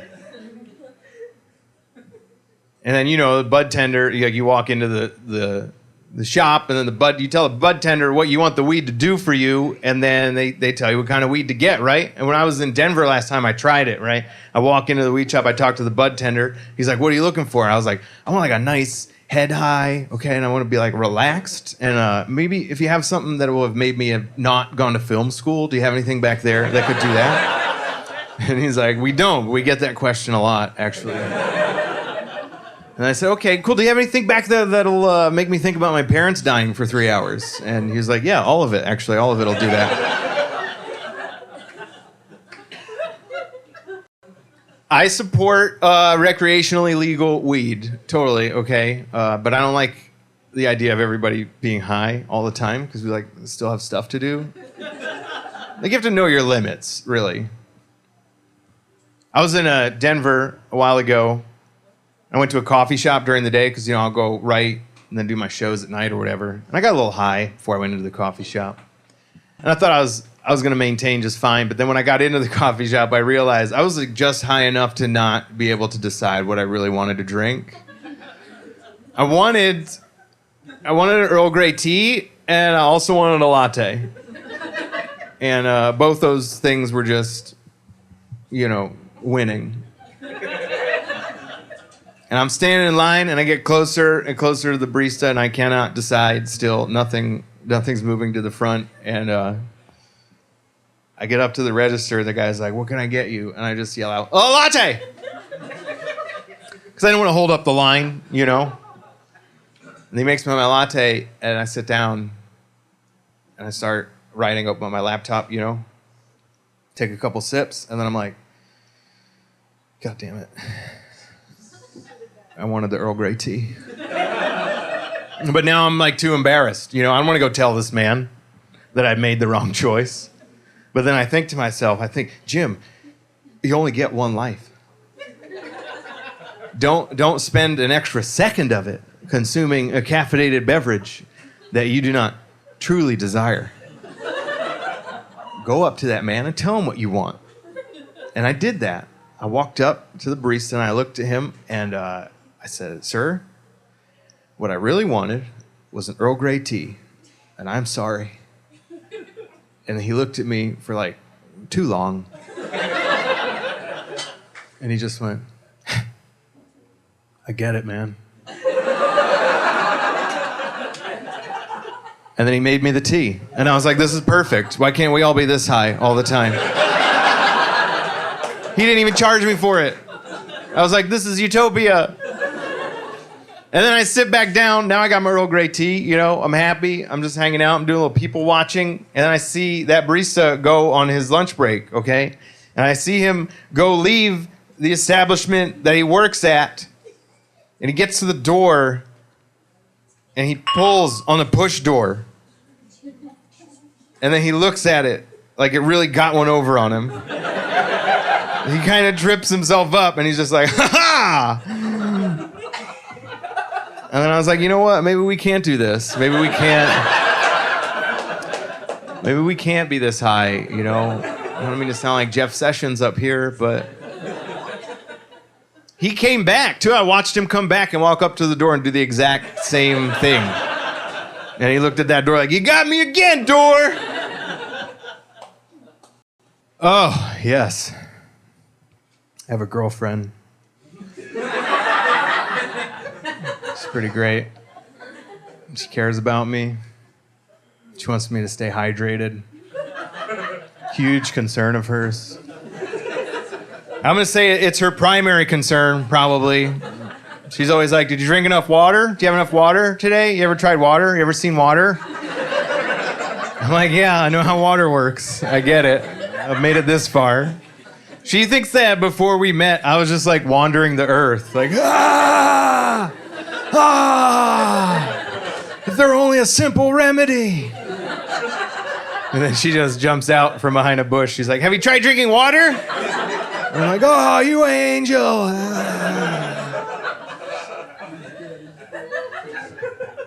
She brags about how much water she makes me drink to other people, too. I've seen her do it. I've heard her. She'd be like, see that grape over there? He used to be a raisin. That's my boyfriend. He was just an old dry pile of leaves before I showed up. Now he's a healthy tree. She drinks a ton of water. Maybe too much. She drinks a lot of water. She uses a lot of lotion. She is a very moisturized person. I will say bordering on slippery, honestly. Oh, you can catch her, but you cannot hold on, all right? She uses those face masks at night, all right? You know, I see those on, and it's like a nice, quiet way of telling me that we're not going to have sex that night. I see the mask, I'm like, copy that. I'm going to go play video games. You could join me if you'd like. But I worry that at some point, like, I'll come home and she'll have the mask on and I'll be in the mood and I'll see the mask and then I'll be like, so we're not? And then she'll be like, no, let's go for it. And then I'll be, are you going to take the mask off? And then she'll be like, I can't yet. And then we'll do it with the mask on and then I will like it, like, more than I have ever liked anything in my entire life. And then I'll be a mask guy. Then that'll be my thing. Moisturizing masks will be my thing. And that would get weird pretty quick. Nobody wants that, especially her, because then I'll be like, oh, come on, why don't you put the mask on? Oh, come on, you're looking a little dry there. It's my birthday. Let's do the thing with the mask. I'll wear one too. Nobody wants that. It's an interracial relationship, too. She's Puerto Rican, and I will never be with another white woman again. Yeah. Those are her words, not mine, by the way. Just letting all you know. It's nice being in a relationship with somebody who has a different cultural background than you, you know? She speaks Spanish. She used to spend her summers there. She has stuff with the flag on it and the tiny frogs. And she cooks the food, too, you know? And then she shares that with me, and I love it. I really do. But then I feel bad because I don't have a culture to share in return, all right? I'm a white guy. My name's Jim. I got nothing. I'm from PA. There's nothing there, okay? You know, she'll be like, try this. It's called mofongo. And I'm like, oh, this is delicious. Have you had the food of my people? It's called oatmeal. No, don't put anything on it. That wouldn't be traditional. It's supposed to taste like nothing.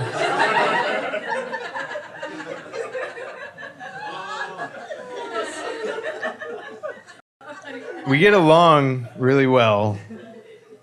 The only area I feel like we differ greatly in is like supernatural stuff, like scary stuff. Yeah, because she's in like Ouija boards and scary movies and cemeteries. I don't touch it.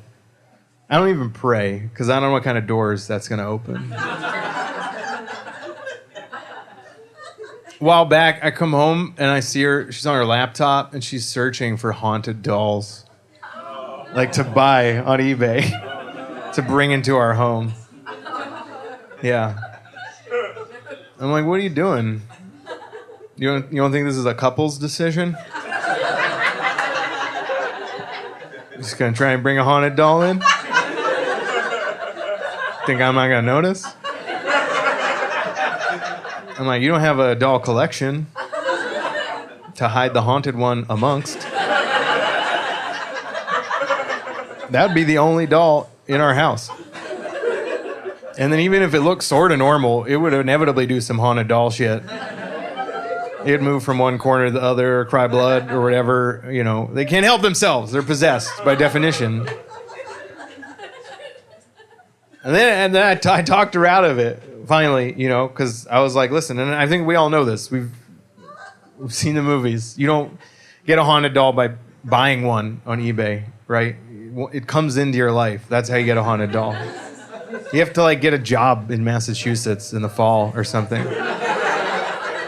And then get transferred up there, you know, and you have to, like, buy a house, and the only house that's on the market is like this really old, creepy one, but it is very charming, you know, like all this stuff's super original. It's been on the market for way too long. Nobody wants to talk about it. Then you get there and there's like a old tree out back with a swing on it, and then your kid's like, can we play on the swing? And you're like, yeah, but be careful. And then they get hurt in a really weird way, and you're like, all right, this house is pretty charming, and this is my dream job. And then you're back in the house, you know, and it is cold. It is cold because it's like late fall in New England, and the heat works, but then there's just some parts that are just like way too cold for no reason. But you're like, whatever. And then you know, like there's a rocking chair in the living room that just moves sometimes, but you ignore that too. And then your kid's like, oh, I talked to Timmy the other day, and you're like, who the fuck is Timmy?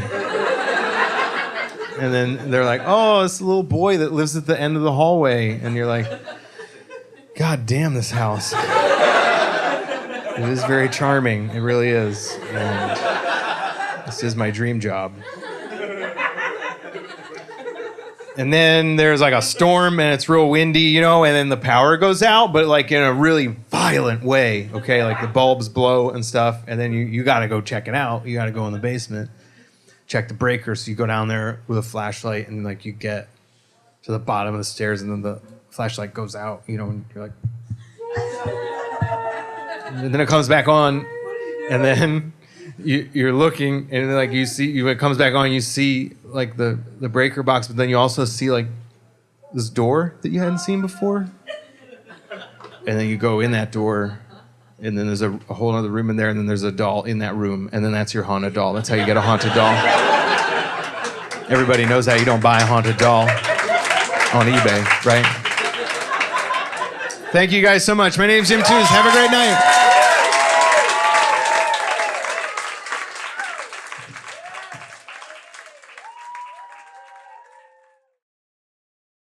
I'm getting good vibes from you.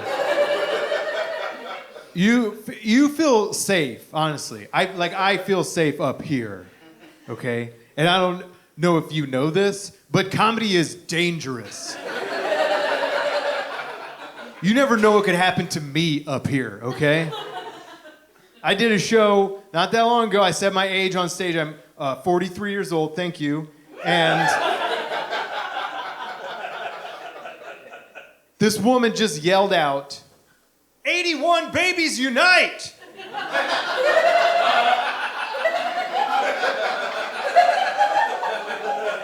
And for a second, I thought that I had said something to upset her, and that she had summoned 81 babies to come and take me the fuck down. I was like, oh my God, how do I defend myself against 81 babies? That's a lot. I feel like I'm good up to maybe 10. I could distract them. I could entertain them, perhaps. I could jump over them. I'm not going to jump them. But I feel like if you get up in the higher double digits, you have a choice to make, and the choice is, do you kick a baby? Me, personally, I don't, okay? I don't. You can, I don't. I let them consume me like a pot of zombies. And they will operate as a unit at those numbers, all right? The hive mind will take effect, and they will climb up your legs, and they will kill you. They will use that incredible infant grip strength. Have you ever let a baby grab your finger? Yeah. You're like, where the fuck did that come from?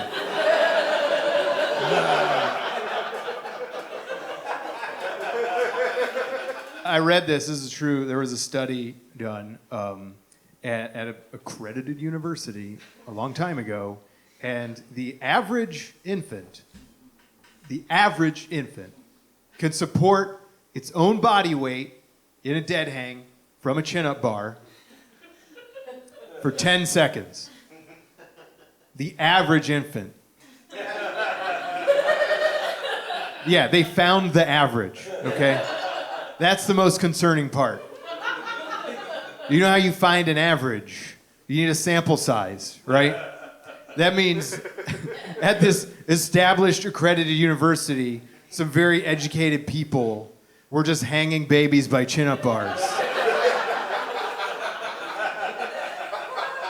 A well-educated man hung a baby up to a chin-up bar, and then when it grabbed on, another well-educated man hit start on a timer, and then he hit stop when the babies let go.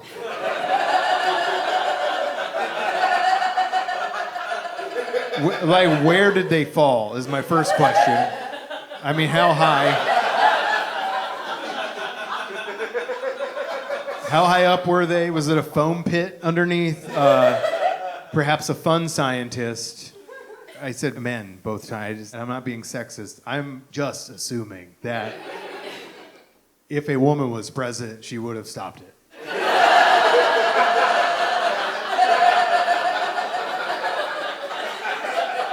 This is 100% a guy idea. She would have walked in like, fellas. Did we finish measuring our dicks? What's going on here? Why are we hanging these babies? I don't have kids, and that's good, because I would 100% hang my child from a chin-up bar. Without question. Just to see where it's stacked up.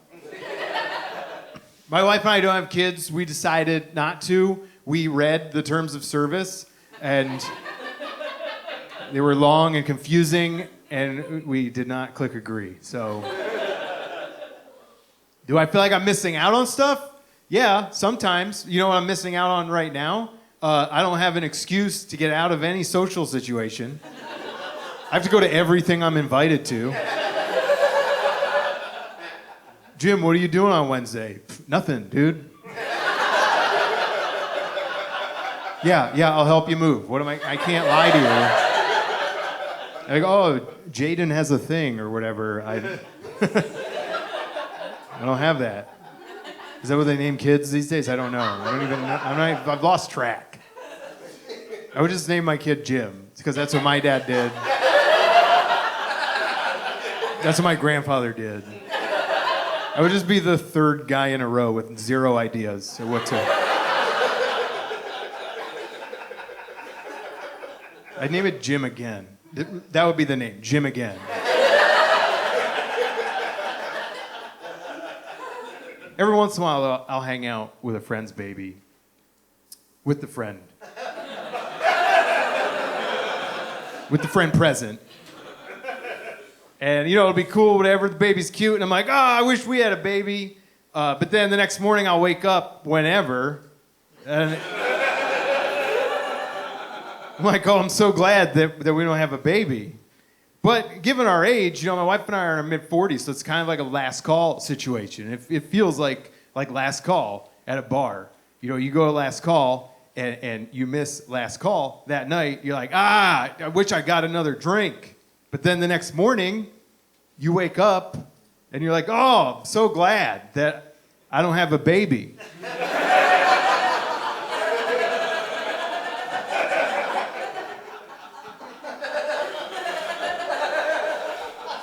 We have responsibilities, though. We have a dog and a cat. They're expensive, so I'm fine. The cat had to have emergency surgery a while back. It had a bladder stone removed. It was so expensive. It would have been worse, but the cat has better health insurance than I've had in my entire life. So it was manageable. But it's still a lot of money. And then the vet was like, oh, that stone was huge. And I was like, cool, can I have it? Usually when I pay that much for a stone, I have it mounted in a piece of jewelry. Which I think would be fun. I just get it princess cut and polished and put in a little white gold setting. That I'm wearing it out everywhere, just drawing attention to it. Oh, this? Oh, yeah, that's actually a very rare mineral. Found only in the bladder of a domestic shorthair who refused to drink water.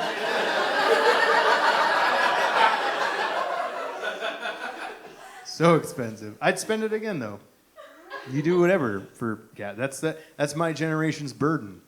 With millennials and younger, it's a community organized thing. There's a GoFundMe. You're like, we gotta keep this thing on life support. It's got to keep going. Every other generation could just be like, I don't know what happened to the dog.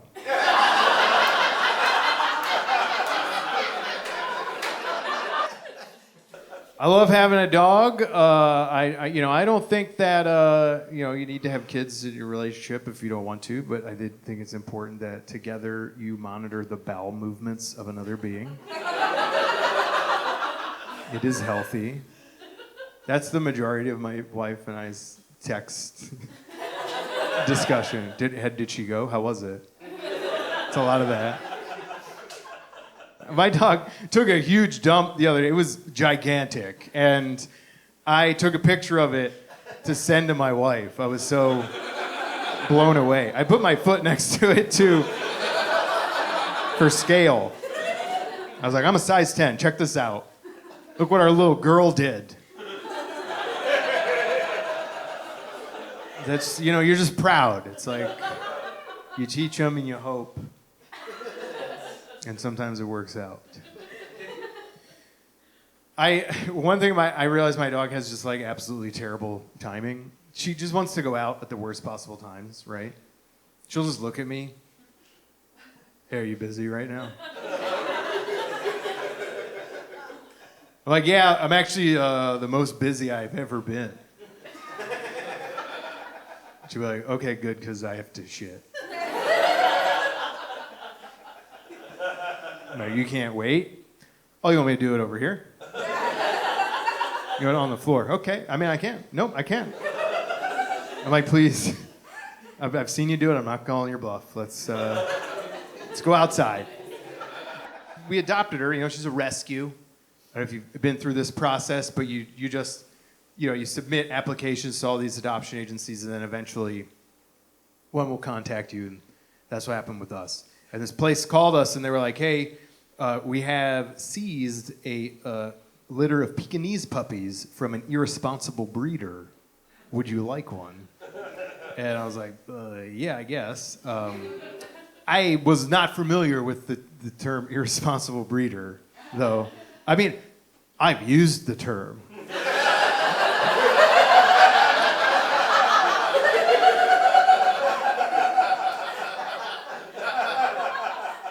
But I didn't know what it meant with dogs, And basically the short version is, my dog's inbred. she's a purebred, but she's like a little too pure, It's like a little King Joffrey kind of thing. She's got show dog DNA. You can see it when she walks, but that DNA has a little extra twist at the end of the strand. My dog has an underbite like this. Right? And then her eyes are crossed, but not this way. They're crossed that way.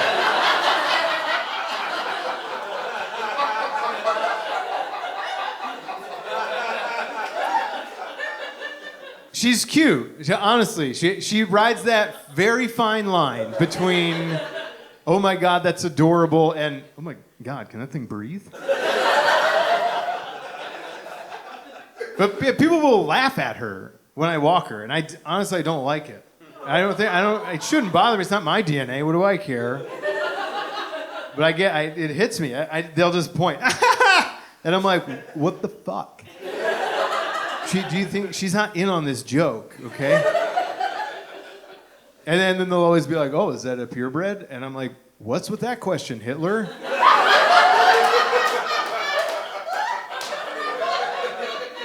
She's got Pomeranian in her. What are you gonna do? Okay, just get away from us.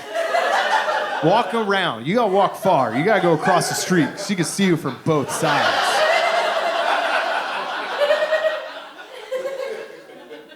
Leave me and my dog alone. Any other Pekingese owners in the house? Didn't think so. No one's ever said yes. I didn't care what the breed was. I just wanted a little dog, you know. But then I started like researching it, and I found out they have a pretty cool backstory. Like they're dogs from ancient China, from the Peking Dynasty, right? And the legend goes that a lion fell in love with a butterfly, and then for obvious reasons could not consummate the relationship. So the lion went to the Buddha and then was like, hey, can you do me a solid and shrink me down? And the Buddha was, of course, like, I got you. And then shrunk the lion down to a little 10-pound creature, and that's the Pekingese. That's my dog. So when people are like, what's the Pekingese like? I tell them, oh, she's got the heart of a lion that wants to fuck a butterfly. It's a pretty solid summation. I also read that they actually were used for protection. Like the Peking Dynasty emperors would like have a bunch of them, and they would like put them under their robes or whatever. And then if an attacker would approach, they would like, ha, like that. And I heard that. I was like, can we get a couple more of these things? Get that irresponsible breeder back on the phone. I'll see if I can pick up the rest of this litter. Imagine me walking down the street.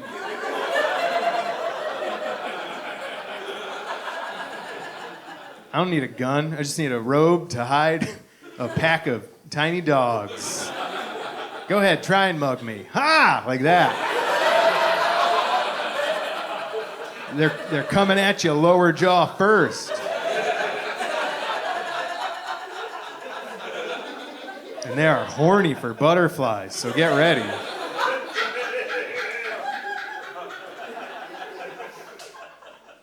You're a lot of fun. You're a lot of fun. I appreciate that. I feel like, you know, I can ask this question. I'm not being divisive. You guys like tote bags?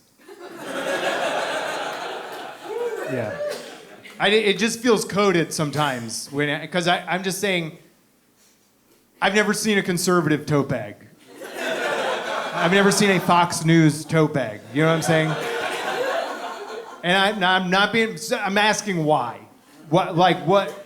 You got to put stuff somewhere, right? Get some tote bags. You get a lot of tote bags. What do you do with them? Where do you put them? In a tote bag. It's the perfect solution, okay? You get a lot of tote bags, you put them in a tote bag.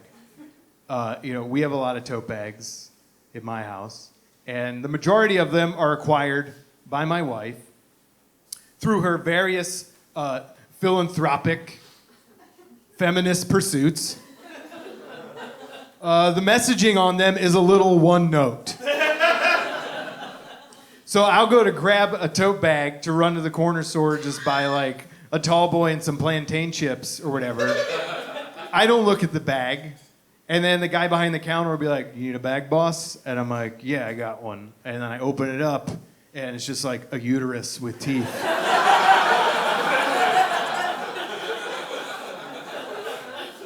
And then I gotta own it. I'm like, it's called feminism. Ever heard of it?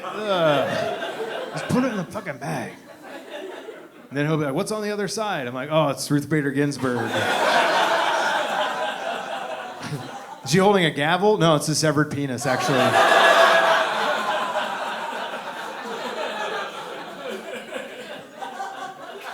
I don't know. I like the tote bag thing. I'm not exaggerating. It may be uncomfortable to carry a tote bag for a while because I feel it's just I didn't grow up carrying a purse, and it feels like a purse, and it like you do a lot of this with a tote bag, and it feels weird on my masculinity, you know, and it's not a tough look. And I think that if you saw me carrying a tote bag and I tried to fight you and I was going like this, you would be like, I'm about to win this fight. But we need to change the image here, okay? We need to rebrand tote bags. I want like my old conservative dad carrying a tote bag. And I could do it, I just gotta call it something different, you know? Like I just gotta call it like a tactical canvas carry-all, you know?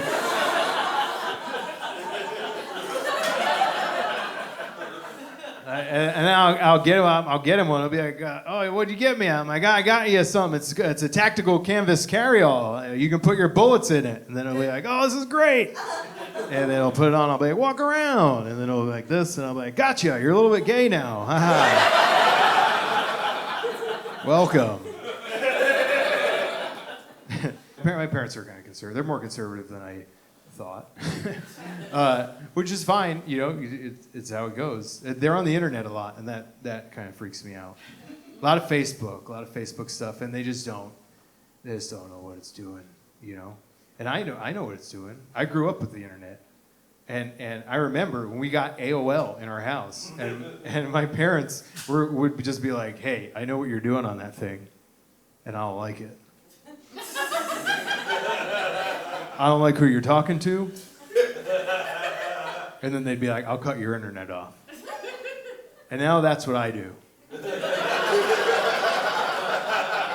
I see them on the phone, on the iPad. I'm like, hey, I know what you're doing on that thing. I know who you're talking to. That Tucker fella's not your friend. I will cut your internet off. And then they go, oh, you can't do that. You don't know where our router is. I was like, yeah, you don't know where your router is, okay? And I know the password because it's on the bottom of the router, so don't play games with me. And then I just go, Alexa, play NPR, and then I leave the house. I'm just trying to do my part to even things out a little bit. And honestly, it just comes from I care, right? I don't want my parents getting like tricked on the internet. That's my big fear. Because I guarantee you could get my parents' credit card information, social security number, everything. If you just sent them an email that was like, do you want grandkids? Click here. That would be it. Fill out this form with all your information. Send in the title to your house. And you'll have a grandbaby. Be like, oh. I mean, you gotta use the internet. You gotta use social media. It's hard not to do that. You know, Facebook is useful. You know, everybody needs a place to gather, even weird racists. Though I will say I use Facebook, the free group, the Buy Nothing group. You guys familiar with this concept? It's great, right? It gets a little weird though. I was looking at my neighborhood Buy Nothing group recently, and a guy was giving away a humidifier. And I was like, oh, perfect. We need a humidifier. And then I read the description, and it said, it's got mold in it. I was like, well, then throw it away. What am I going to do? Are you trying to kill people? The most alarming thing I've definitely ever seen on my neighborhood Facebook Buy Nothing group was a guy that was just giving away a bag of doll shoes. Just the shoes. I called the cops.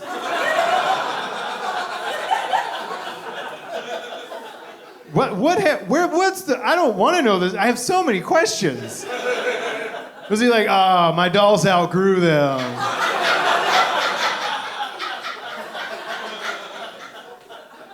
But then I go, well, who am I to judge? You know, maybe there's a guy out there who's got a bunch of dolls and doesn't have the disposable income, and he's searching for free stuff on Facebook, and then he finds another weirdo, and it's a perfect match, you know? We got a new set of knives for our wedding, and then we had to get rid of the old knives. We just had a block of knives. And I'm like, I don't know how to get rid of a block of knives. I'm not going to put 12 murder weapons outside on the street. And then my wife was like, put him on the Facebook free group. And I'm like, have you seen who hangs out there? This is the next thing is to be like the doll shoe murderer. Killed all his victims with steak knives from the Martha Stewart collection. My wife and I, we got married not that long ago. We actually, we got engaged right before the pandemic. I asked her to marry me right before the pandemic. I didn't know that it was going to happen. I wouldn't have changed my mind. Wouldn't have changed my mind. I'm just saying, I was like, I said to the universe, I put it out there, I love this woman. I want to be with her forever, all the time. 24/7, I don't ever want to leave her side. And then the universe was like, are you sure? And I'm like, yeah, why, universe? What's gonna happen? And then we just got trapped in a queen's apartment for a couple months under quarantine. And it was fine, you know. There were good nights and bad nights. The good nights, it was like a sleepover. We were smoking pot and playing video games. We were having sex. I don't know if you did that at your sleepovers, but we tried it. Bad nights, they were rough. It was like we're both trying to save a failing restaurant, okay?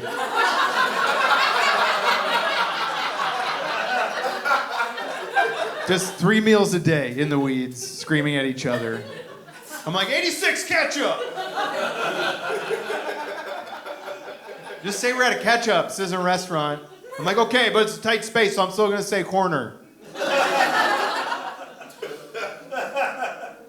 Then, yeah, we found a good way to kill time, you know, that's what you do.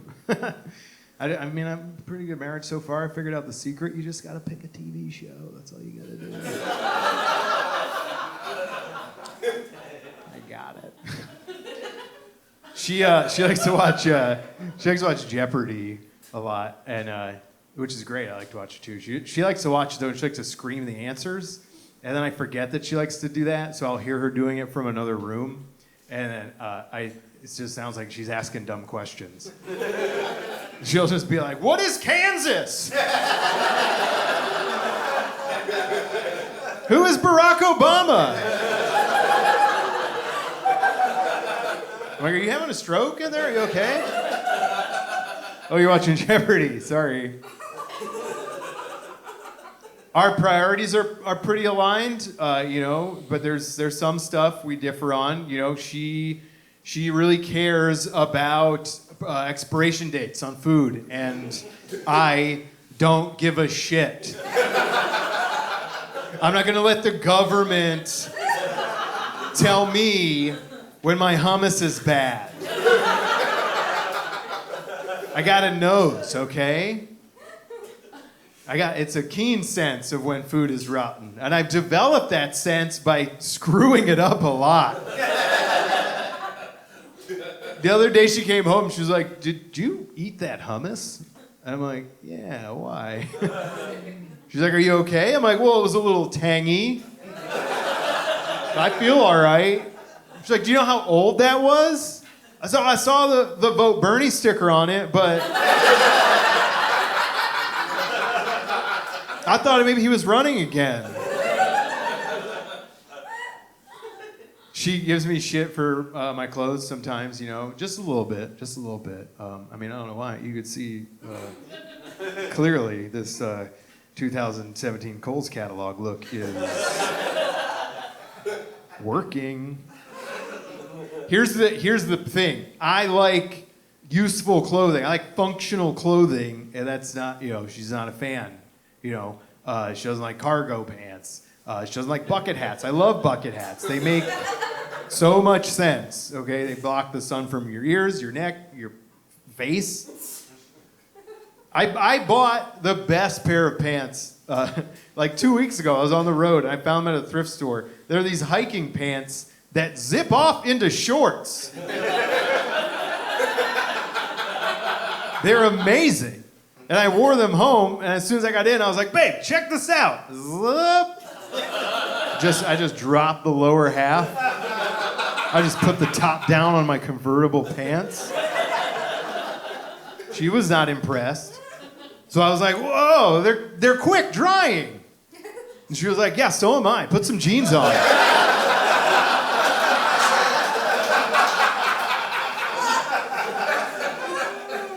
She said to me the other day, she was like, you don't wear outfits, you wear clothes. I was like, damn, that's a high level burn.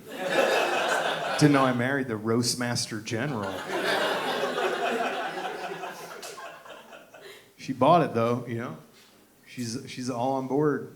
She's put a ring on this Cleveland 6, you know.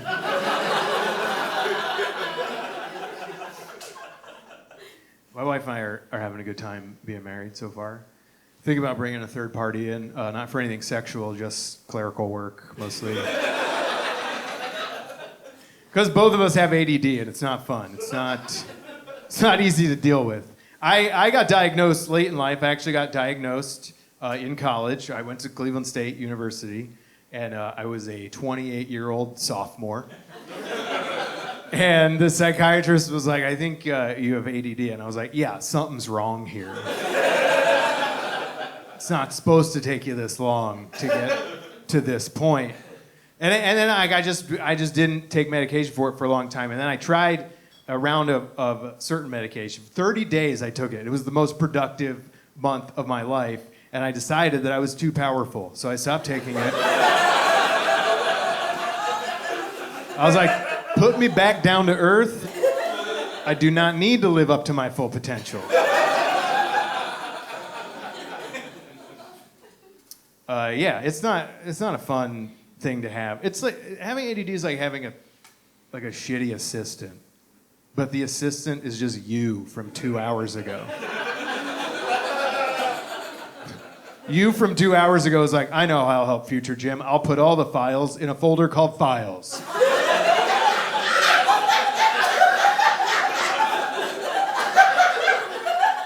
Then future Jim's like, why would he do that? That is not a system of organization. I don't like the term attention deficit, right? Because it just implies that I have less than, and that means somebody else has like a normal amount, and then that somebody else has a surplus. There are people walking around this earth with a surplus of attention, some of it being mine. Well, I mean, what are they doing with it? What are they using it for? Are they just watching episodes of Game of Thrones without turning to their wife every 5 minutes to be like, who is that? Sorry, I spaced. I work on my memory. That's an issue. I forget people's faces and interactions. I haven't done it in a while, but during the pandemic, when we all started coming out again, it got real weird. I would see somebody and just not remember anything from our previous relationship. And it made me wish that my brain would just play a montage, like a television show when I saw somebody I hadn't seen in a while. You see your friend, they're like, hey, what's up? It's Greg. And then your brain just goes, previously on Greg. And you're like, yeah, that was a good show. Let's see where it picks up in season 2. And then Greg's like, why are you talking like that? I tried stopping drinking. I haven't had a drink in over 2 months. Thanks. Yeah, that's a Cleveland response to that. You're like, but how?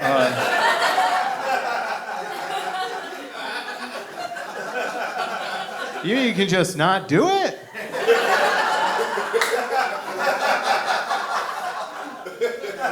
I'm trying it out. I'm not saying it's permanent, but I switched to NA beers just to kind of sub things out, and I drank a shit ton of NA beers the first couple of weeks. Like, I gained weight drinking NA beers, and I was like, this is an even sadder story. But I like the NA beers are hitting the spot, So I'm like, maybe I didn't like being drunk. Maybe I just like burping and making it burn my nose, That's incredibly satisfying. I like to drink a lot of seltzers too. I drink those. They're not even the flavored ones. There's no sugar. They're essenced. You know the ones I'm talking about. They're essenced. They're not. It's not a flavor. It's like a whisper of a flavor. It's like a memory. It's like, hey, remember when you used to feel stuff? Remember when all your senses worked together to form memories and enjoy experiences? Not anymore, bub. I have trouble memorizing phone numbers too. I mean, obviously we don't have to do that often, but I don't know my wife's phone number. She changed it 3 years ago for work, and I stopped memorizing phone numbers about 15 years ago. She's not my emergency contact. If I have an emergency, I'm calling the house I lived in when I was 8 years old.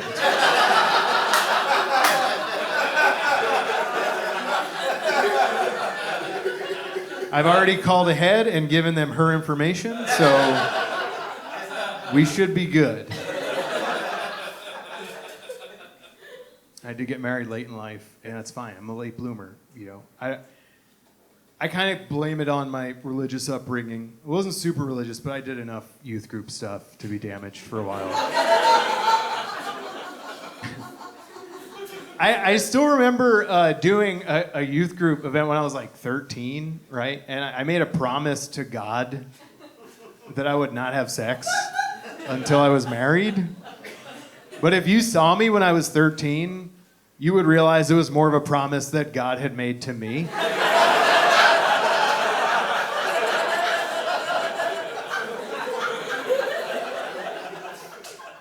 We had a great wedding. It was an old wedding. It was fun. It was a good vibe. Nobody's grandparents were there, but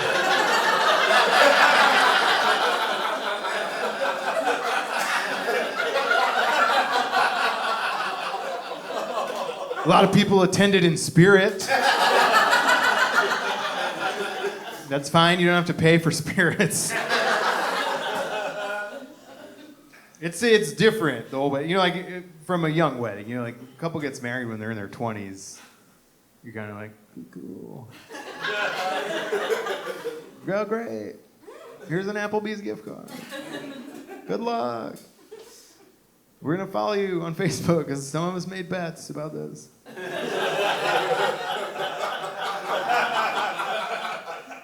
When the couple's in their 40s, it's a different energy. Everyone's on board, okay? Because they're like, yeah, I think these two can make it through the back nine of their lives.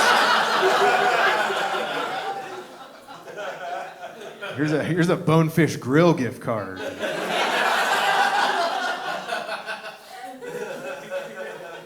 Having an old wedding was fine. It was a lot of fun. It didn't feel weird. I thought it would, and it didn't. And you know what was weird, though, I'll tell you, was having an old bachelor party. Because it just wasn't what I expected a bachelor party to be. You know, it was a bunch of guys in their 40s getting together in a town that they don't live in. It was more of a conference, really.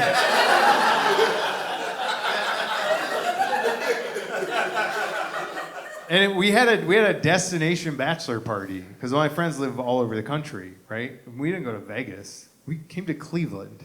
Yeah, had a destination bachelor party in Cleveland.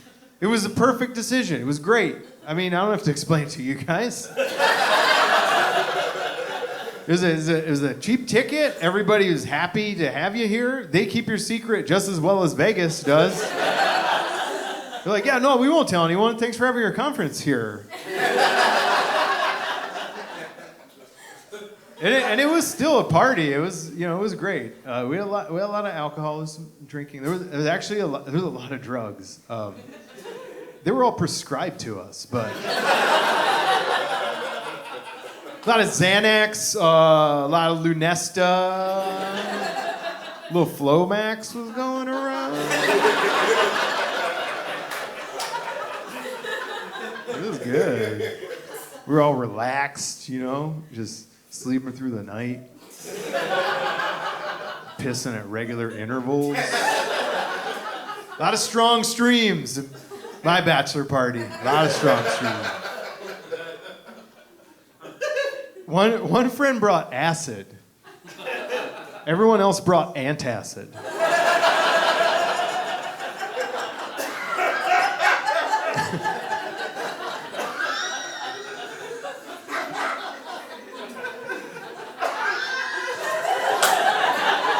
It's okay. You have water? You have something to drink?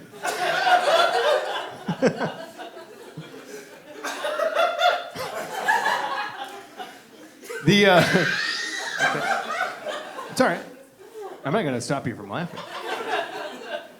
The friend that brought acid, it gets better, so hang on, buddy. Now watch it not get better. The friend that brought acid was just like, hey, do you guys want to do this acid? And immediately we're all like, no, not at all.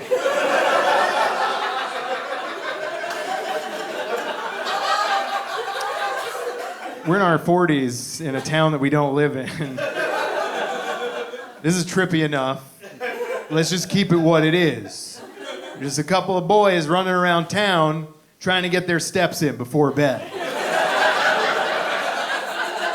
You guys have been a fantastic audience. My name's Jim Tews. Thank you so much.